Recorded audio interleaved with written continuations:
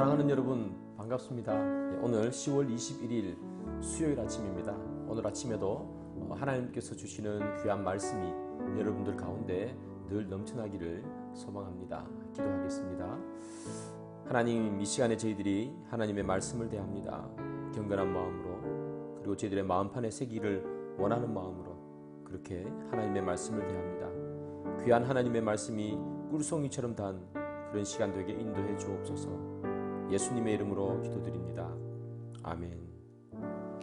네, 시간 함께 보실 하나님 말씀은 예레미야 50장 11절부터 20절까지입니다.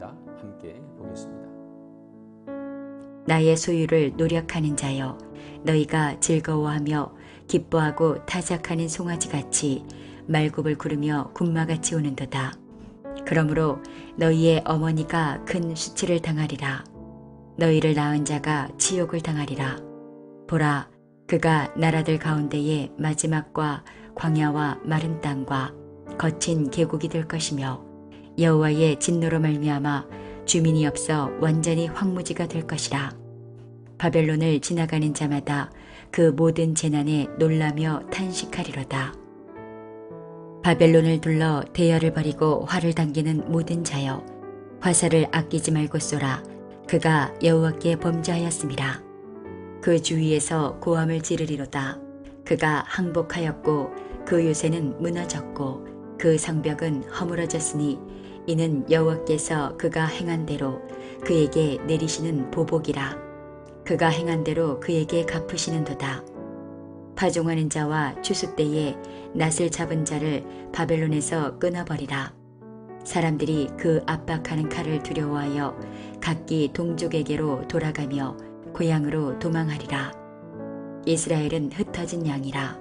사자들이 그를 따르도다. 처음에는 아수르 왕이 먹었고 다음에는 바벨론의 느부갓네살 왕이 그의 뼈를 꺾도다. 그러므로 만군의 여호와 이스라엘의 하나님이 이와 같이 말하노라. 보라, 내가 아수르의 왕을 벌한 것 같이 바벨론의 왕과 그 땅을 벌하고 이스라엘을 다시 그의 목장으로 돌아가게 하리니, 그가 갈멜과 바산에서 양을 기를 것이며 그의 마음이 에브라임과 길르앗산에서 만족하리라. 여호와의 말씀이니라. 그날 그때에는 이스라엘의 죄악을 찾을지라도 없겠고 유다의 죄를 찾을지라도 찾아내지 못하리니, 이는 내가 남긴 자를 용서할 것임이라. 네, 말씀 잘 보셨죠? 오늘 계속해서요, 바벨론의 멸망에 대해서 그렇게 이야기를 하고 있습니다. 그런데 오늘 본문 11절 앞에는 보면요, 원래 원문상에는 있는데 우리나라 성경에는 빠져있는 단어가 있어요. 그게 뭐냐 하면 왜냐하면이라는 단어죠. 왜냐하면은 이유를 나타내는 거잖아요. 즉 바벨론이 왜 멸망하는가, 그 이유를 사실 11절은 기록하고 있어요. 왜냐하면이라는 말을 넣어서 읽어보면 이렇게 됩니다. 11절은 왜냐하면 너희가 즐거워했기 때문이며, 왜냐하면 너희가 기뻐했기 때문이며, 왜냐하면 너희가 타작하는 송아지처럼 발굽을 굴리고 군마처럼 울었기 때문이다. 이렇게 얘기하는 거죠. 이것이 바로 바벨론의 멸망의 이유라고 얘기합니다. 11절은 이런 말입니다. 바벨론은요, 송아지가 발로 곡식을 막 밟듯이, 그리고 군마, 전쟁을 위해서 나갔던 그 말이 전쟁 상황 속에서 막 울부짖는 것처럼 그렇게 많은 나라를 짓밟았다는 얘기죠. 그러면서 기뻐했기 때문이라, 즐거워했기 때문이라고 얘기하죠. 그 상황을 보면서 기뻐하고 즐거워했기 때문에 너희들은 멸망당할 수밖에 없다. 그렇게 이야기하는 겁니다. 살육하는 장면, 그런 장면을 보면서 기뻐하고 즐거워했던 것, 그리고 그들의 힘이 세다는 것에 만족했던 것, 이것들은 바로 교만이다. 그렇게 성경은 이야기하는데요. 바벨론의 교만은 바로 멸망을 가져왔습니다. 성경은 이렇게 얘기하죠. 잠언 16장 18절입니다. 교만은 패망의 선봉이요 거만한 마음은 넘어짐의 앞잡이니라. 교만은요, 패망입니다. 패망의 선봉이랍니다. 패하고 망하는 것에 가장 앞에 서는 게 교만인 거죠. 그리고 거만한 마음은 넘어짐의 앞잡이라. 그래서 이 바벨론은 멸망하게 되고 마는 거죠. 교만은요, 눈에 보이지는 않지 않습니까?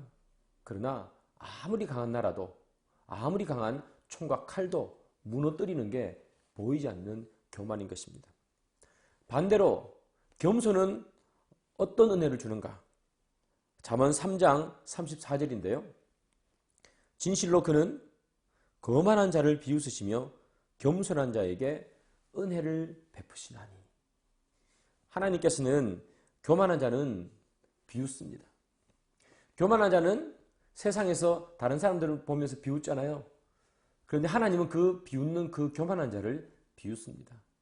그리고 겸손한 자에게는 은혜를 주신다. 그렇게 이야기합니다. 사랑하는 여러분, 우리 모두 다 은혜 받기를 소원하시잖아요. 우리가 어떻게 은혜를 받을 수 있을까요? 성경은 겸손한 자에게 은혜를 준다. 그렇게 이야기합니다. 우리 스스로 한번 생각해 봅시다. 나는 겸손한가? 나는 거만하고 교만한 사람인가? 혹여나 내가 직장에서 또는 다른 곳에서 다른 사람들보다 좀 더 지위가 높다고 내 마음대로 하거나 또는 갑질을 하는 그런 행동을 하지는 않았는가? 그런 행동을 한다면 하나님의 은혜가 임하지 않는다고 오늘 성경은 이야기하죠. 반대로 내가 권리를 주장할 수 있고 내가 더 많은 것들을 요구할 수 있지만 그러나 하나님의 자녀라는 이유로 내가 권리를 포기하고 내 주장을 주장하지 않을 때 하나님께서는 겸손한 자에게 은혜를 주신다. 그런 은혜가 저와 여러분들에게 가득하기를 소망합니다. 강력한 왕국이었던 이 바벨론이 멸망하죠. 그런데 참 희한한 것은 힘이 하나도 없는 이 이스라엘은 멸망하지 않고 또 회복됩니다. 바벨론이 멸망할 때 이스라엘은 본국으로 다시 돌아오죠. 19절 말씀입니다. 이스라엘을 다시 그의 목장으로 돌아가게 하리니. 이스라엘이 다시 돌아오는데요.